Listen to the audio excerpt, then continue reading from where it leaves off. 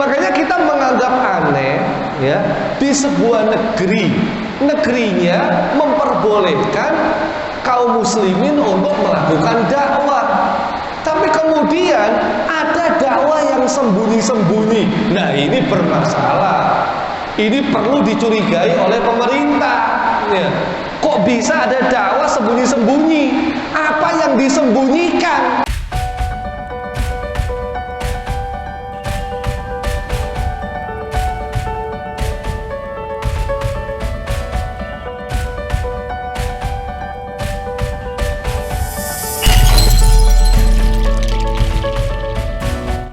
Alhamdulillah, wabihi nasta'in ala umuri dunya wa din, wassalatu wassalamu ala ashrafil anbiya'i wal mursalin, wa ala alihi wa sahbihi ajma'in, wa ba'd.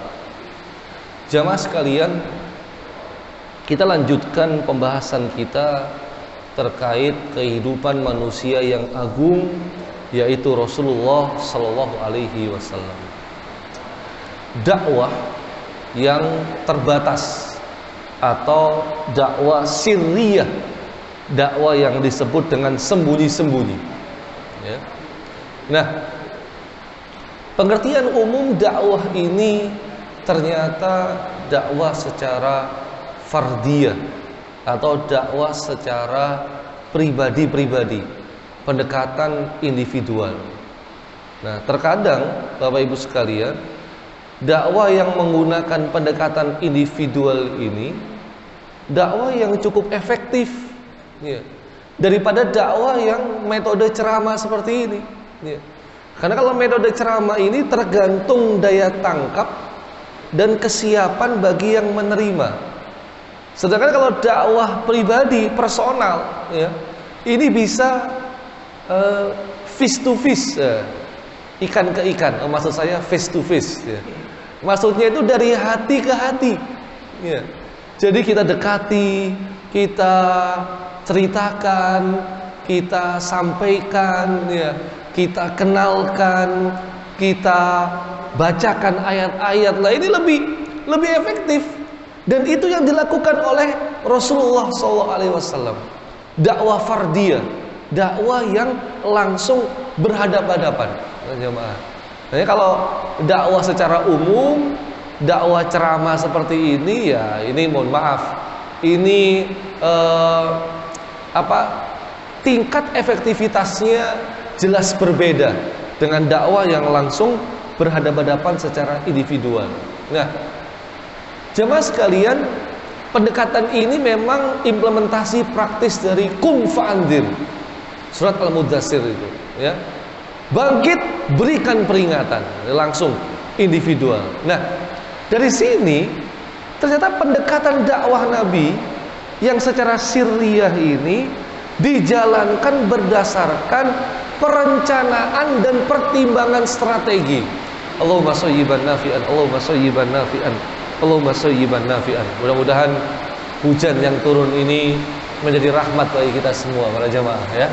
Ini jarang hujan Surabaya ini, tapi sekali hujan deras sekali ini, Masya Allah. Nah, baik, jemaah sekalian, jadi dakwah Rasul itu nggak cuman ada orang tak dakwai, ada orang tak dakwai gitu ya, ketemu orang tak dakwai, enggak ya. Dakwah Rasul itu dijalankan berdasarkan perencanaan dan pertimbangan strategi. Artinya apa? Artinya ada manajemen dalam dakwah tersebut ya. Ini yang kadang-kadang kita sebagai umat Islam itu kelupaan ya. Ya, pokoknya ngadakan pengajian, undang pembicara, sebar undangannya ya. Yang hadir banyak, yang hadir sedikit, pokoknya kita sudah mengadakan. Ini harus kita revisi.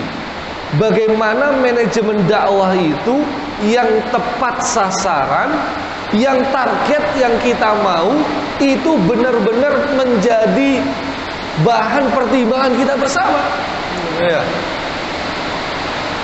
Wah, Masya Allah, amat deras ya, ya. Ini mudah-mudahan masih mendengar suara saya? Baik. Nah, apa manajemen dakwanya? Kita lihat. Ya. Rasulullah ya mengklasifikasi. Kalau saya berdakwah, ada objek dakwah dengan 3 kategori. Nah, 3 kategori ini bisa menerima dakwah sepenuhnya, ya. Kedua, bisa menolak dakwah tanpa perlawanan. Yang ketiga, menolak dan melawan dakwah. Nah, ini Rasulullah sudah pikirkan, kalau saya berdakwah, kira-kira akan ada 3 macam kategori seperti ini. Lantas, apa yang harus difokuskan oleh Rasulullah Sallallahu Alaihi Wasallam? Ternyata beliau hanya memfokuskan kriteria yang pertama. Jadi yang didakwai beliau itu yang ada kemungkinan besar dakwah beliau diterima, Bapak Ibu sekalian. Ya.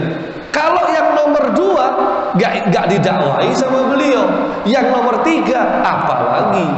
Jadi fokus beliau dengan pertimbangan yang matang, kalau saya dakwai mereka menerima. Nah, ini jadi ada manajemen dalam dakwah tersebut. Nah, apa dampaknya? Ternyata dengan melakukan dakwah terbatas ini, Bapak Ibu, Rasulullah SAW tampak jelas ingin menghindari benturan dengan Quraisy. Ya. Jadi memang beliau sengaja tidak membuat konfrontasi langsung, enggak. Ya. Apalagi memang beliau belum punya cukup kekuatan untuk menghadapi orang-orang Quraisy. Nah, Rasulullah SAW itu menjalankan tahap-tahap pendidikan Islam, mulai dari pengenalan, mulai dari pembinaan, ya, sampai pembentukan pribadi Muslim tanpa ada gangguan dari luar. Kenapa? Karena memang tidak membuat konfrontasi langsung dengan orang-orang Quraisy. Gimana cara pelaksanaannya? Kalau kita lihat para jamaah, ya, fokusnya hanya di lingkungan kota Mekah, tidak melebar kemana-mana, enggak. Jadi dakwanya fokus hanya di kota Mekah, tidak kemana-mana. Dan ada target berapa lama? Cukup 3 tahun saja. Dakwah secara personal ini bukan metode ceramah, bukan tabligh akbar, tetapi pendekatan-pendekatan individual ternyata berhasil menarik sosok-sosok yang punya kecenderungan kuat untuk beriman dan mudah dibentuk menjadi pribadi Muslim yang tangguh. Khadijah, Abu Bakar, Ali, Zaid bin Harisah, orang-orang top. Ya. Nah, para sahabat yang masuk Islam di fase ini menjadi benih dan fondasi kekuatan masyarakat kaum muslimin. Bagaimana aktivitas dan amalannya? Ternyata beliau, para jamaah, itu lebih memberikan perhatian sepenuhnya terhadap pembentukan kepribadian. Jadi yang diperhatikan tuh secara individual sosok fisiknya. Apa yang beliau sampaikan kepada sahabat secara pribadi, beliau fokus tilawah, tazkiyah, taklim. Itu saja, Pak. Ya, tilawah, coba dituntun untuk membaca Al-Quran. Tazkiyah, coba disucikan jiwanya, sucikan dari berbagai macam maksiat, sucikan dari berbagai macam penyakit hati, diberikan kesucian bahwa kita ini hamba Allah yang akan menuju negeri akhirat. Kemudian taklim, diajari iman itu apa, Allah itu harus disembah, surga neraka itu seperti apa yang harus kita lakukan. Nah ini Pak, ini kan pendekatan-pendekatan yang secara personal. Nah ini kemudian diadopsi oleh para kaum muslimin, sehingga dalam pendidikan kita itu ada yang namanya halaqah atau liqah. Ini kelompok-kelompok kecil para jamaah, hanya mungkin 10 atau 15 orang dengan satu pengajar, tapi kemudian secara intensif membina 3 ini. tilawah, tazkiyah, taklim, rutin mingguan, ya. Dan ada laporan-laporannya. Tilawahmu sudah berapa? Sudah sampai apa pekan ini? Sholat sunnahmu gimana? Ibadah-ibadah sunnahmu gimana? Diberikan tentang tazkiyatun nafs, metode penyucian jiwa. Baru kemudian disampaikan ajaran Islam. Nah, para jamaah, ini yang kemudian masih diadopsi sampai hari ini. Ya, hasil pembinaan secara kelompok atau pembinaan secara pribadi, ini hasilnya luar biasa dahsyat. Hasilnya nggak main-main, para jamaah. Ini beda, mohon maaf, dengan metode ceramah seperti ini. Ya, metode kuliah duhur atau kajian maghrib, apalagi kajian isya, apalagi kajian subuh, ya kan? Atau khutbah Jumat, ini mohon maaf, ini rada berbeda. Kenapa? Karena daya tangkap masing-masing orang itu berbeda-beda. Ya, kuliah duhur ini waktunya istirahat. Ya, kajian kepanjangan sedikit saja, udah sudah bermasalah. Gitu. Ya. Kajian maghrib ke isya ini masih mending, karena orang itu menunggu dari maghrib sampai isya biar sholat berjamaah di masjid. Kajian habis isya berat, Pak, ya, otak sudah lelah, istirahat, ya. Kajian habis subuh itu mestinya fresh, ya, bagi yang tidurnya cukup. Tapi bagi yang tidurnya kekurangan, kajian subuh baru muqaddimah sudah khusyuk dia. Subuh-subuh ya, Pak. Ya. Nah, tetapi kalau pertemuan rutin cuma 10, 15 satu pengajar, ya seperti belajar di TPA itulah. Nah, ini akan langsung meresapi ke masing-masing. Itu yang dilakukan oleh Rasulullah SAW. Pertama, didakwai dulu satu orang, dikenalkan Islam, kemudian dia mau orang ini mendakwai orang lain. Rasulullah juga mendakwai orang lain. Nanti pada momen-momen tertentu bertemu. Hanya kelompok-kelompok kecil diberi pemantapan lagi oleh Rasulullah SAW. Itulah dakwah sirriyah, Pak. Jadi nggak buka-bukaan, nggak terang-terangan. Ya, wahai masyarakat Quraisy, masyarakat Mekah, aku ini utusan Allah, sembah Allah saja. Oh, enggak. Belum seperti itu. Tapi hasilnya luar biasa, para jamaah. Dari dakwah yang terbatas seperti ini, ternyata berhasil memasukkan orang-orang ke dalam Islam, jumlahnya 50 sampai 60 selama 3 tahun. Ini kan, dan bukan orang-orang biasa, orang-orang yang menjadi pondasi kekuatan di Mekah untuk kaum muslimin. Nah, saat itu para sahabat aktivitasnya cuma biasa, Pak. Ya sholat, ya sedekah, sama nilai-nilai akhlak, nilai-nilai perilaku. Jangan makan harta anak yatim, tolong mereka yang kesusahan, jenguk mereka yang sakit. Jadi ya masih enteng-enteng saja. Nah, ternyata Bapak Ibu sekalian, Rasulullah SAW itu punya markas dakwah. Nah, ini juga perlu kita pikirkan. Namanya adalah Darul Arqam. Ini markas dakwahnya. Maknanya apa? Dar ini rumah. Ya. Al-Arqam ini julukan sahabat Nabi Sallallahu Alaihi Wasallam. Namanya memang Al-Arqam bin Abu Al-Arqam. Dia namanya Arqam, anaknya Al-Arqam. Nah, kalau disebut Darul Arqam berarti rumahnya Arqam. Ini pusat dakwah pertama oleh Rasulullah SAW di fase-fase awal dakwah Islam di Mekah. Jadi ada markas dakwah. Ini jangan sampai kita lupakan. Jadi kalau mau dakwah juga harus ada markasnya. Jangan sampai tidak ada pusat dakwahnya di mana. Profilnya kita melihat, Pak. Al-Arqam itu julukan, lakop, ya kan? Lakopnya, lakopnya Mas Pras kan, Mang Udik. Nah, itu tuh julukan. Nah, ini ya. Nah, nama aslinya sebenarnya Abdul Manaf bin Asad bin Abdullah bin Umar bin Makhzum. Nah, ini supaya kita ingat, Pak. Kita kan ingat nasab itu kan cuma berapa aja? Ayah, kakek, moyang, sampai buyut sudah lupa. Atasnya lagi lebih lupa lagi. Ya. Beliau punya nama kunyah Abu Abdillah. Abu Abdillah. Jadi kalau Abu Abdillah ini nama anaknya. Jadi Abdillah. Kalau Abu kan bapak, bapaknya Abdillah. Itu. Ya. Kalau saya nama anaknya Hamzah, berarti Abu Hamzah. Ini kunyah, Pak. Ini tradisi Arab dan tradisi Islam sebenarnya. Cuma kadang-kadang kita nggak akrab karena apa ya, jauh lah dari Arab dengan Jawa. Ini dari tradisi ini kadang-kadang jadi muncul problem. Ya.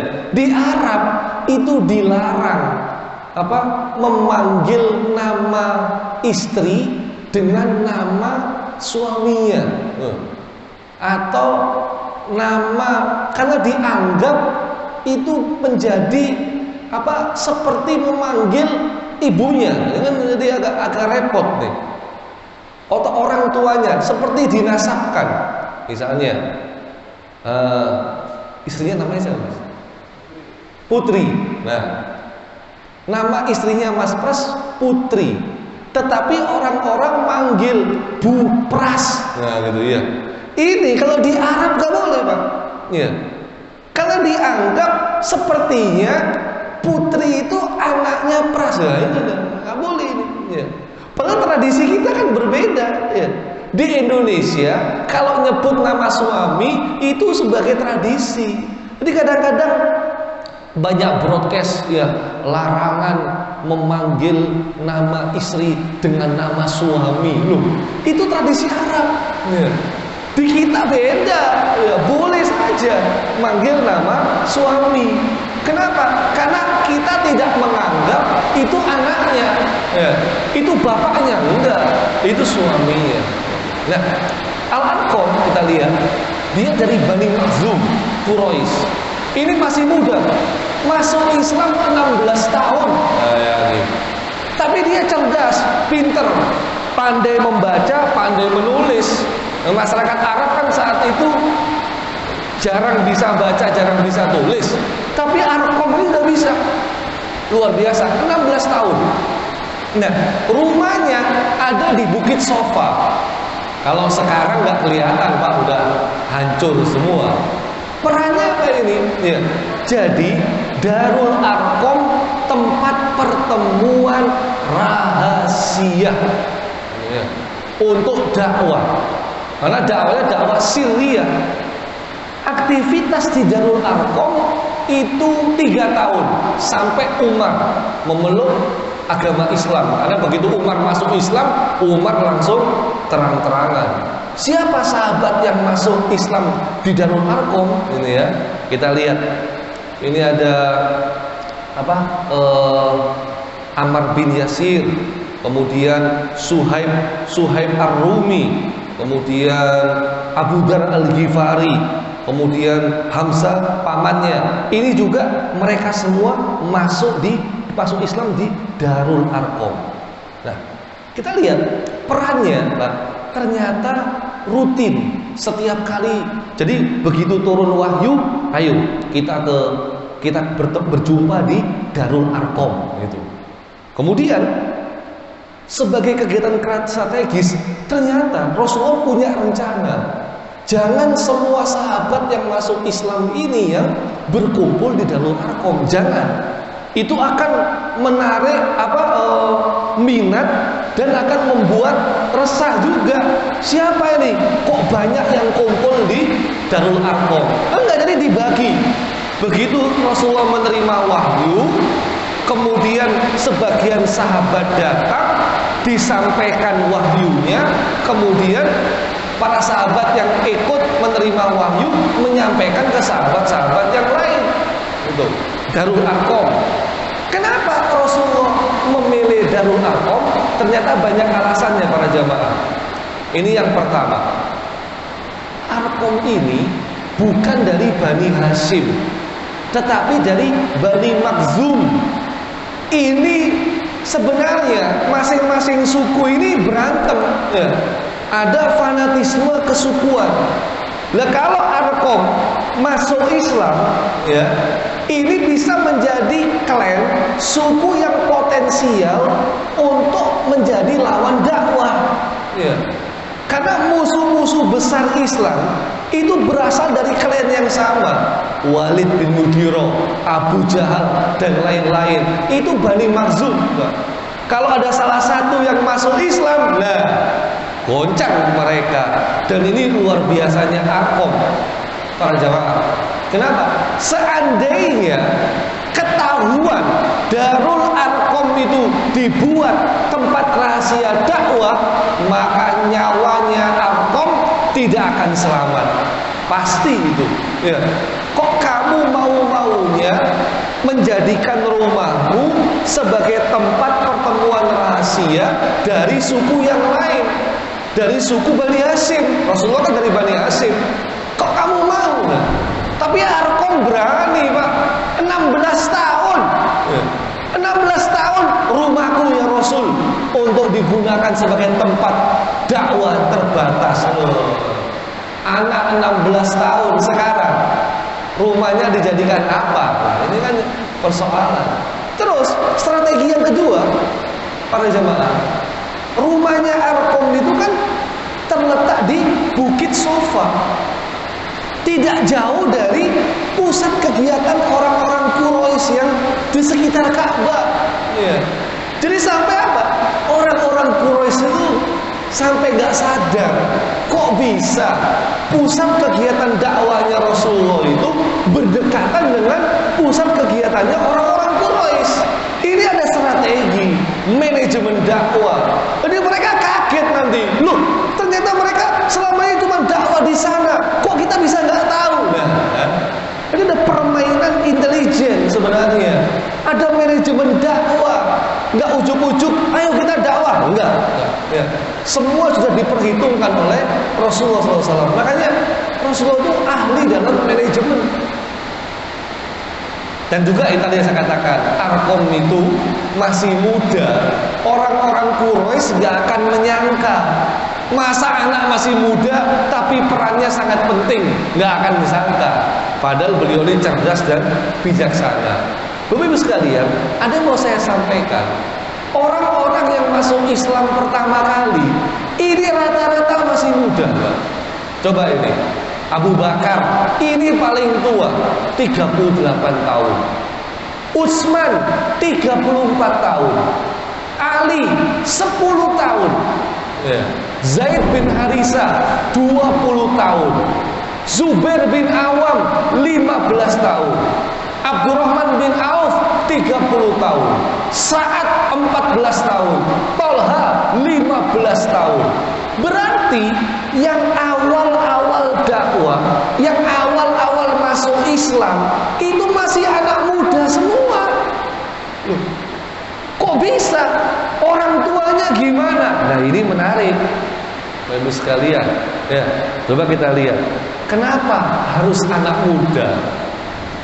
Soalnya orang tua itu sulit menerima dakwah, karena mereka itu sudah lebih lama dan bertahun-tahun terbiasa dengan tradisi masyarakat Quraisy. Tapi kalau anak muda enggak. Anak muda dinamis, mudah menerima perubahan. Selain itu, tradisi mereka belum mendarah daging masyarakat Quraisy. Anak-anak muda ini cenderung kritis, senang dengan hal-hal yang baru. Ya. Ajaran Islam bukan ajaran yang baru, tapi sebenarnya tajdid, memperbarui ajaran Nabi Ibrahim. Anak muda lebih semangat dan antusias. Sehingga kalau kita melihat ketika Allah berfirman terkait pemuda Ashabul Kahfi, pemuda-pemuda yang berdiam diri di dalam gua, itu juga masih muda. Makanya kata Allah, innahum fityatun amanu bi rabbihim wa zidnahum huda. Pemuda-pemuda Al-Kahfi itu masih anak-anak muda. Ya. Mereka beriman kepada Rabb mereka, kami tambahkan lagi petunjuk kepada mereka. Ini luar biasa. Anak-anak muda Ashabul Kahfi, masyarakatnya, rajanya jauh dari kebenaran. Anak-anak muda ini supaya nggak terkontaminasi, mereka sembunyi di dalam gua. Ibnu Katsir menerangkan, ya, Ashabul Kahfi ini kenapa masih muda?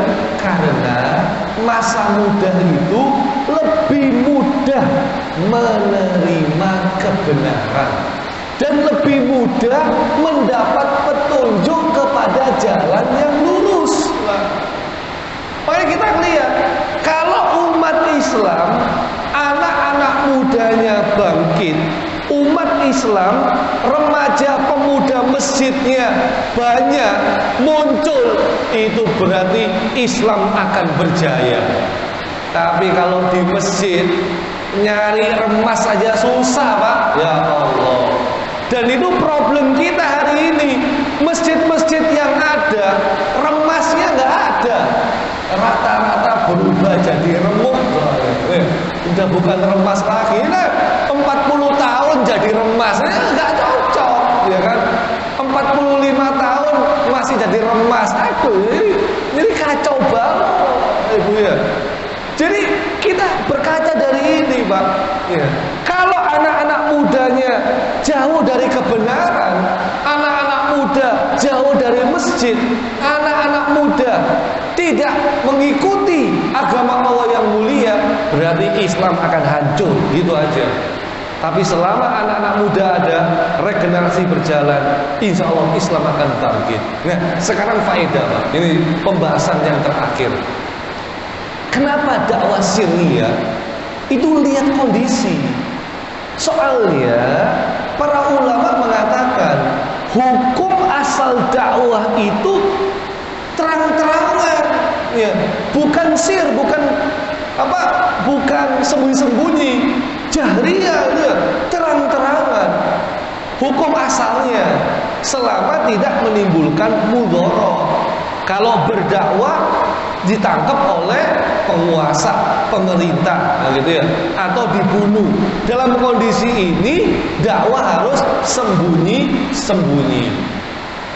Tapi kalau kemudian dakwah diperbolehkan, dakwah diizinkan, dakwah dipersilahkan, ini nggak boleh dakwah sembunyi-sembunyi, Pak.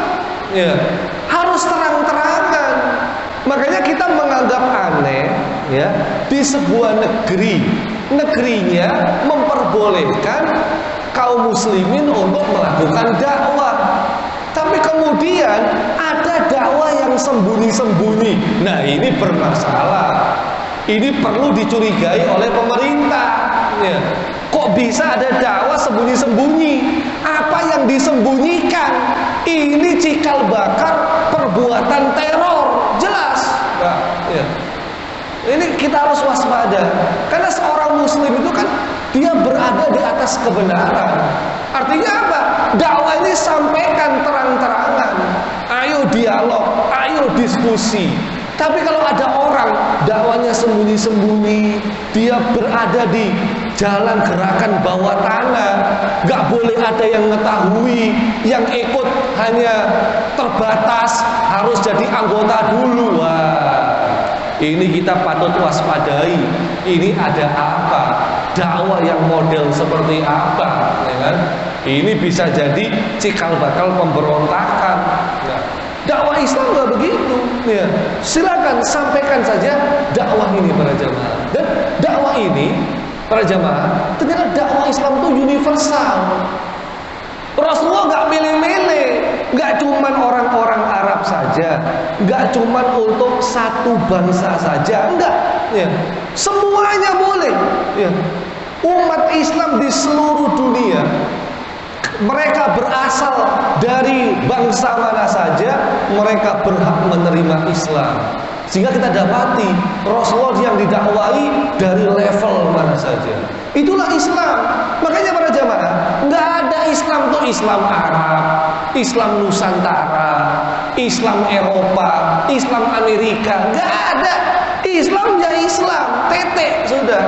Nggak dibatasi dengan wilayah dan lokasi-lokasi tertentu, enggak.